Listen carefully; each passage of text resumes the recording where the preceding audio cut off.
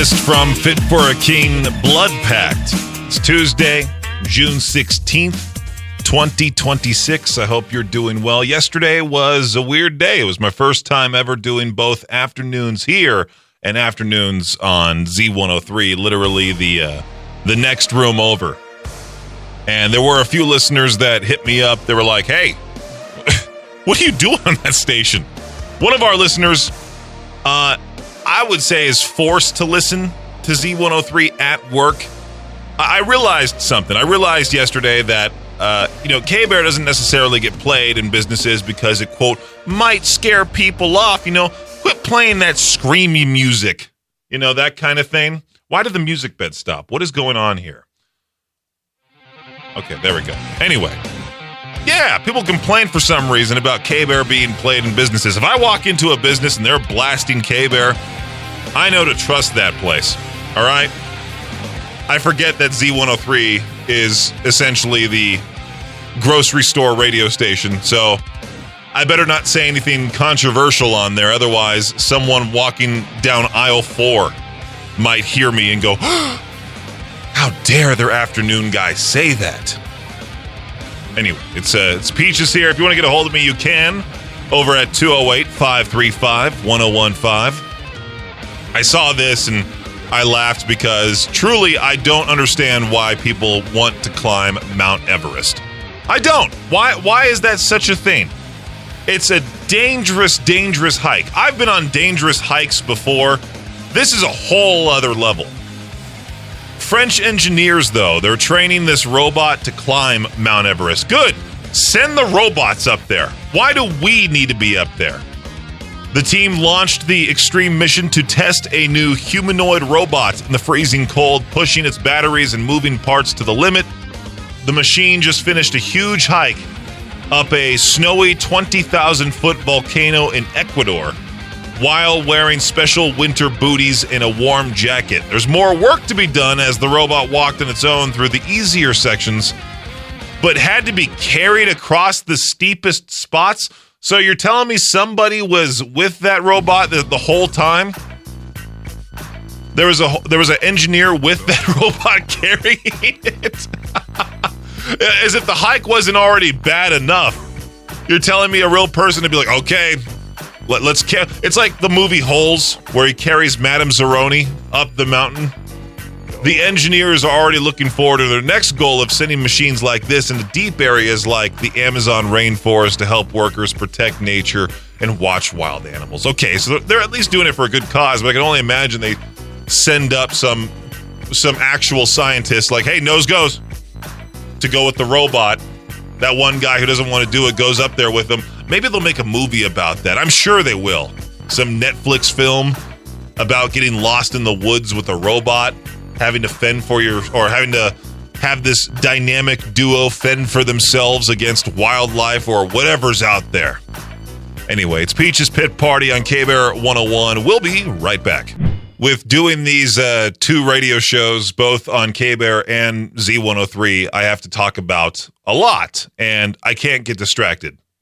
That's only two of the tasks that I have to get done on top of all the other stuff that needs to get done behind the scenes. Well, I just saw this story about something that could easily distract me. Google just rolled out a hidden feature to its web-based version of Google Earth, allowing users to pilot a virtual airplane anywhere on the planet. This used to be a tucked away. Okay, what is going on with the music beds in here? I need to figure this out. Okay, my bad. Super annoying.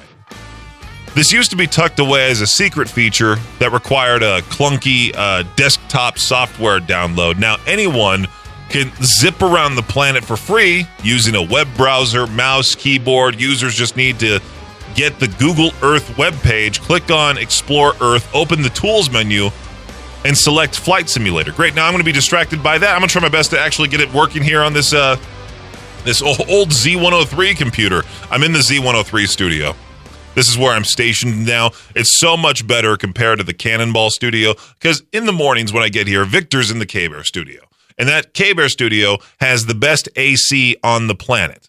And usually I turn it on here in the afternoons because it gets rather hot. The Cannonball studio is like a sauna. The Z103 studio has an AC unit. I don't know if it's working. It's on, but it's not. I don't feel anything, and I'm pretty close to it. So we're not only going to need to get the computers working in here, but also the AC unit working in here. A whole bunch of stuff needs fixed, Jade. All right, if you're listening, if you're eavesdropping on my show, fix this. It's Peach's Pit Party right here on K-Bear 101. So this Friday, I am going to be at Juice City Vapor. We'll be wrapping up our No Beach Bash, giving away that package of an igloo-wheeled cooler, a wagon, towels, chairs, an umbrella, a waterproof floating speaker, and more in this prize package, valued at $500. You got to listen for the Juicity Vapor flavor of the day. Be caller 10 when you hear it. It gets announced every single weekday morning at 7:05. You got until Friday to get your entry in that way. And then can you also sign up within the apps? I don't think you can. I think it's only via the flavor of the day. And then also on Friday, if you stop by Juice City Vapor in Idaho Falls, when I'm there from 3 to 5 p.m., you'll get 5 extra entries into the drawing to win that entire beach package. And also, I'll be giving away a pair of tickets to go see Theory of a Dead Man and Seven Dust live at the Mountain America Center, September 23rd. Again, Juice City Vapor this Friday, the 19th. I'll be there from 3 to 5 in Idaho Falls. Stop by, earn your entries, and potentially win not only the beach package, but also the concert tickets as well. Back when I was in middle school, everybody dreaded running the mile.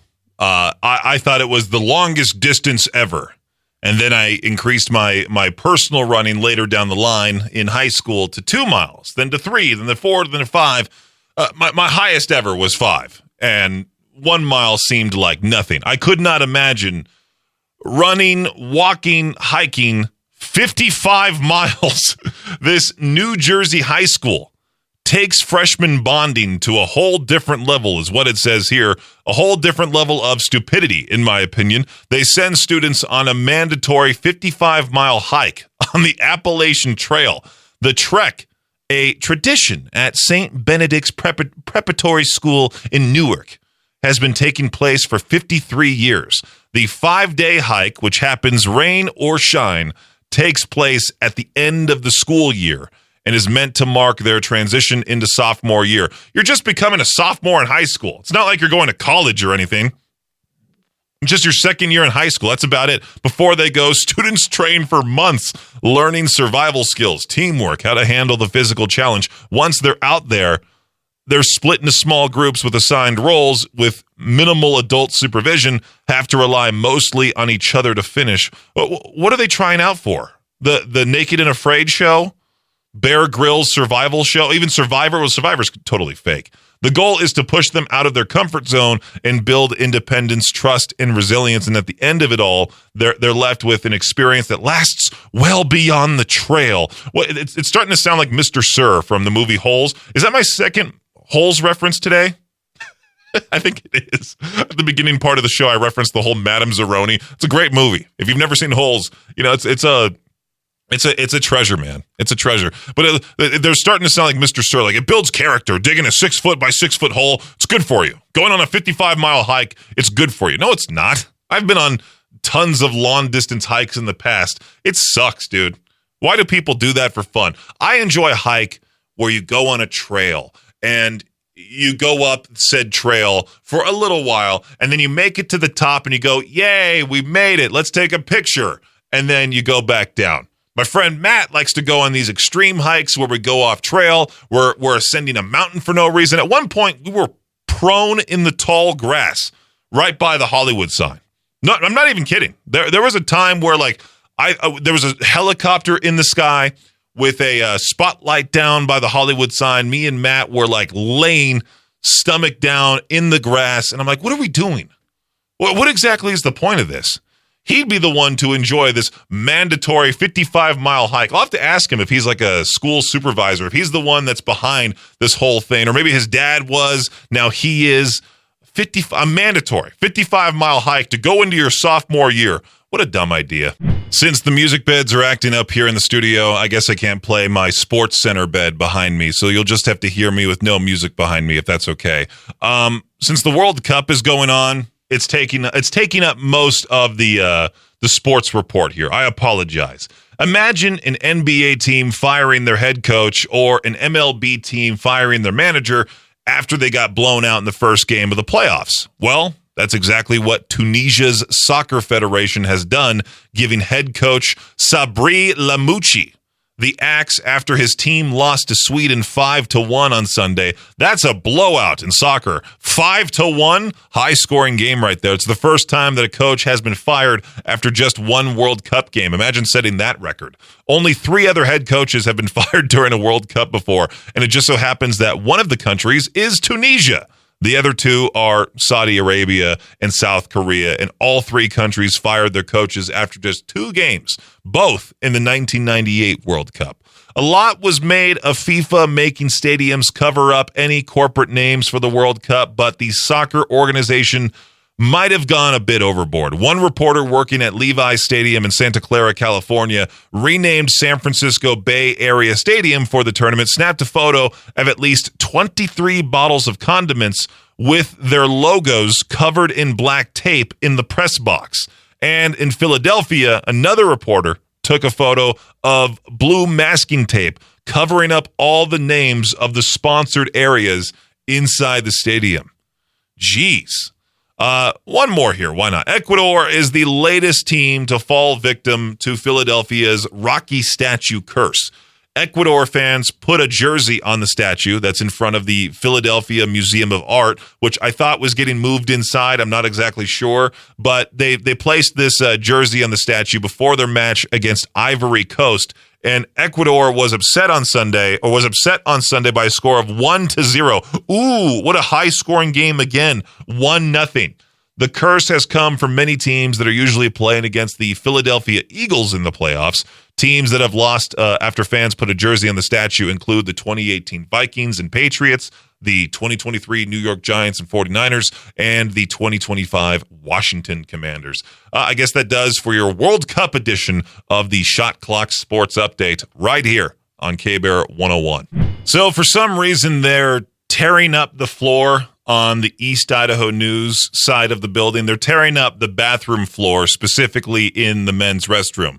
And that's the reason why their entire staff has been coming to our end of the building to use our restroom, taking up even more space in there. You know, there's only one stall and one urinal in the men's restroom here.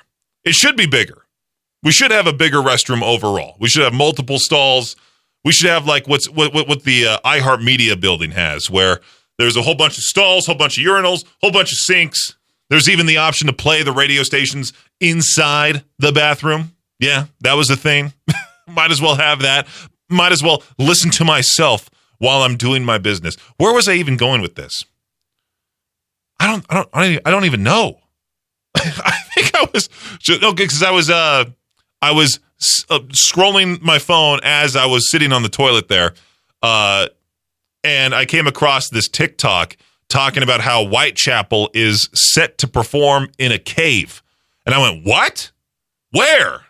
Found out to wrap up their upcoming tour that's also making a stop, I believe, in both Salt Lake City and Boise. They're gonna end the tour in, is it Pelham, Tennessee? Pelham, Tennessee? Is that how you properly say it? I'm not exactly sure. I'm not from there. I'll have to ask my friend Zach, who lives in Mount Juliet, Tennessee, or something like that. He lives close to Nashville. Maybe I should hit him up and be like, hey, dude, in December, I might just crash at your place for a couple of nights so I can go see Whitechapel perform in a cave. They're going to be performing in the Caverns in Pelham, Tennessee, whatever that city's called.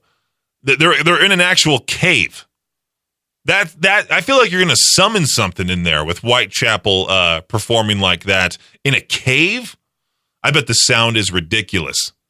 That'd be so cool. I wish they would do like some sort of concert in the Paris catacombs too. Imagine that. You get all these insane deathcore bands just in the Paris catacombs out of all places. Anyway, if you want to see what's coming to our area, make sure to check out the concert calendar. It's always available to you at riverbendmediagroup.com/calendar. Here's from ashes to new. Drag Me on Peach's Pit Party. It's K-Bear 101. Hey, if you're a recent graduate looking for work, I've got some good news and some bad news. The bad news is a new report says a lot of small businesses aren't hiring as many new college graduates this year as they have in the past. The good news, that doesn't mean there aren't jobs out there. It just means finding the right opportunity might take a little more effort. That's why I'm always telling people, honestly, about HireEastIdaho.com. Every week, I see posts on Facebook asking who's hiring, who's looking for employees, or where people should start their job search. My answer is always the same. Check out HireEastIdaho.com. In fact, this week's Hire East Idaho Job of the Week is with Strawn Shed Inc. in Rexburg. They're looking for a dependable and hardworking prep shop employee to join their storage shed manufacturing team. In this position, you'll help prepare shed kits and materials for production, making sure everything is organized, accurate, ready for the builders. It's a great opportunity for somebody who likes hands-on work, takes pride in doing the job right. So whether you're a recent graduate, looking for a career change, or just ready for your next opportunity, head over to the newly redesigned HireEastIdaho.com. You can apply for this position with Strawn Shed Inc. and browse hundreds of other openings from employers through East Idaho. Hire East Idaho, connecting people with opportunity. Well, I just saw today is World Sea Turtle Day, and I've been killing a lot of them on the game The Forest. I don't know if you've ever played that game. It's an older game, and it's very buggy, very not so good. Not so good at all. But it's still a fun, ridiculous time that my friend Eric and I have been having. You fight cannibals, and you do your best to build a shelter. Your plane crashed. You got to find your missing son, all of that. But in the game, you also need to do your best to find food. And sometimes, me and Eric have this, we have this shelter set up on the beach. And sea turtles come up, and I feel so bad because, well, in the game, you find this katana in a cave. And the katana is a great weapon. And I've been using this katana just to completely eviscerate these sea turtles. Again, these are virtual sea turtles, and I feel absolutely horrible. They're not real at all. No, they're just a fake creature in the game. And I still feel horrible doing what I'm doing. And last night I killed at least 30 of them.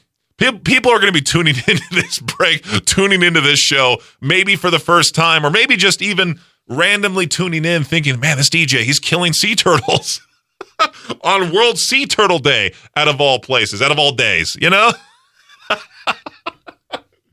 Oh, man, if you haven't played The Forest, I suggest giving it a try. But we've been on this weird kick as of late. My friend Eric and I, also my other friend Zach, we've played, we're playing The Forest, and then we switch over to Supermarket Simulator after we're done, killing all those virtual turtles.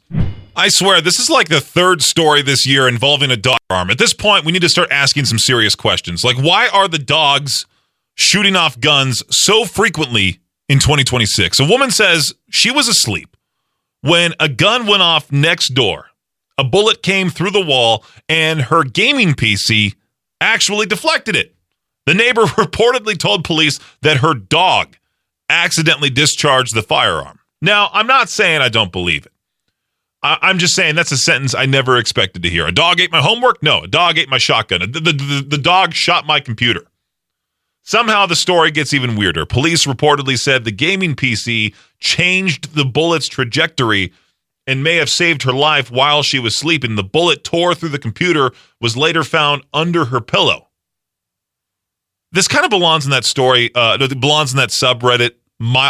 What's it called? Untrustworthy Pop-Tarts, where like people say, "Hey, I found a rat in my popcorn bucket," and you go, "You put that there, dummy." Like, what do you mean your dog shot your gun? I should have saved this for what the headline. I'll see if I can find anything even crazier during the 6 p.m. hour. It's Sleep Theory Fallout on K-Bear 101. Wasn't it just yesterday I talked about that question, what's something that feels legal but is actually quite illegal? I just found out that in Morocco, calling somebody a donkey online could cost you about $1,000. This soccer fan reportedly got fined after repeatedly calling a team president a donkey on Facebook. The court ruled it was an insult, and I don't know what's funnier, the fine or the fact that somewhere a judge had to spend part of his day determining whether someone was in fact a donkey. Can you imagine if we had that law here? Facebook would be the cause of so many crimes. So many crimes. People get cyberbullied all the time. You know, it's quite sad, actually. Facebook's one of those places where people just leave comments, like mean comments, for absolutely no reason at all. Much worse than just simply calling somebody a donkey. Someone could call me a donkey in the K-Bear 101 Idaho Rock and Metal Facebook group right now, and I'd like it.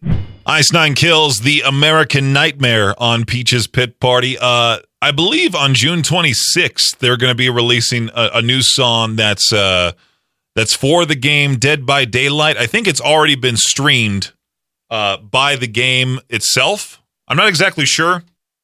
I just know that, what's it called? Like, people were saying it's the heaviest song they've ever heard from Ice Nine Kills. They're going to be releasing a new song June 26th is what I'm getting at. Ice Nine Kills. Can't wait to hear it. I'm sure we'll play it if it's not full of just overall bad language and we can't make a radio edit, that kind of thing. But where was I going with this? Oh, yeah, we're giving away concert tickets to a show I never expected to give away tickets to on K-Bear.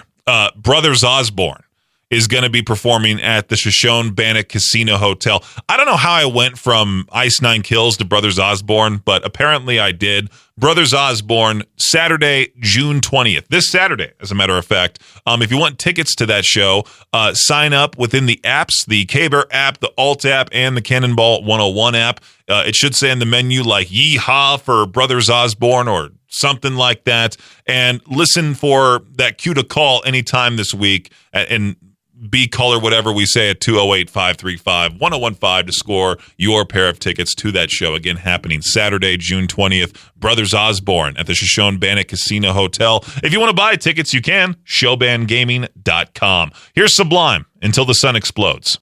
I found something for what the headline. It's not as crazy as that story that I talked about earlier with that dog that allegedly fired a gun and this lady's gaming PC saved her life. Apparently, the lady living next door was almost killed because this dog fired a gun in the house next door. So it was a whole weird story.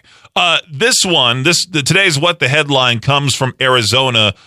This woman was allegedly clocking doing 108 miles per hour in a 65. And when police asked why she was driving that fast, she needed to get home to watch Love Island.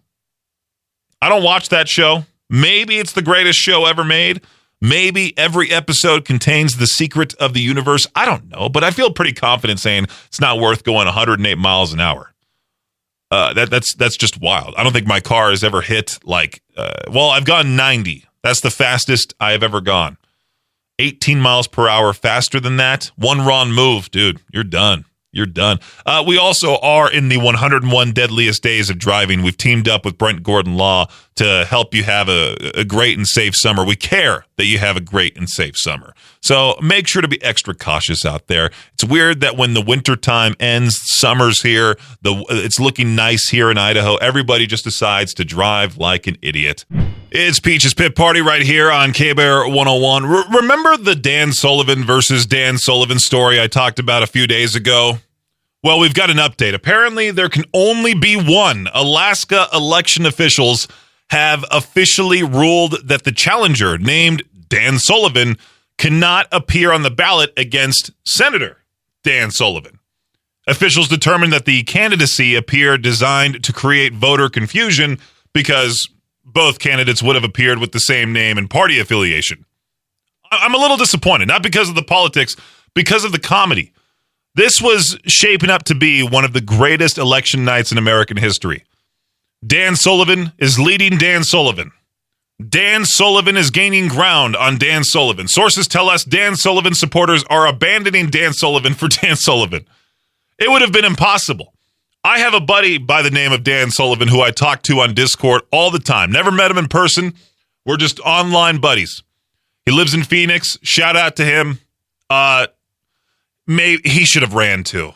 I'm sure tons of people sent him this whole story the same way that people were sending me that Peaches song from the Mario movie.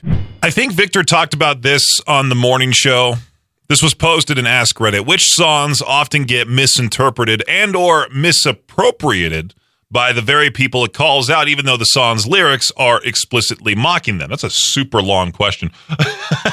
The top comment says, my mom loves Take Me to Church by, how do you say this guy's name again? Is it Hosier? She does not get it at all.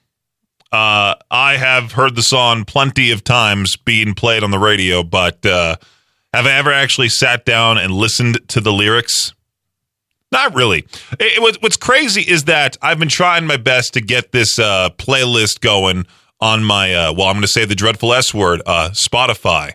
These songs that get you through tough times. And I didn't realize how uplifting the latest Motionless in White is with Afraid of the Dark. Those lyrics, man, they're good. They can get you through any training session. Lips of an Angel. That often gets played at weddings, and people don't realize, hey, that's a song about cheating. Oh, yeah, Jesus, He Knows Me by Genesis. Yeah, that's a good one. A Lot of Things by Rage Against the Machine. A lot of people get very upset that Rage Against the Machine has been outspoken politically for many years, even before I was born. Born in the USA from Bruce Springsteen, people still don't get that whatsoever. Fortunate Son by Creedence Clearwater Revival. That's an anti-war song, but yet it gets played in like every single war movie. You know, there's always that meme of the people in the trees. All of a sudden they hear Fortunate Son playing. They know they're doomed. Thanks for listening to Peach's Pit Party, the podcast. If you enjoyed the show, please share, subscribe, and rate the podcast. Peach's Pit Party is hosted by me, Peaches, a.k.a. Brendan Peach, and is a production of Riverbend Media Group. For more information or to contact the show, visit riverbendmediagroup.com. Until next time, Peach out.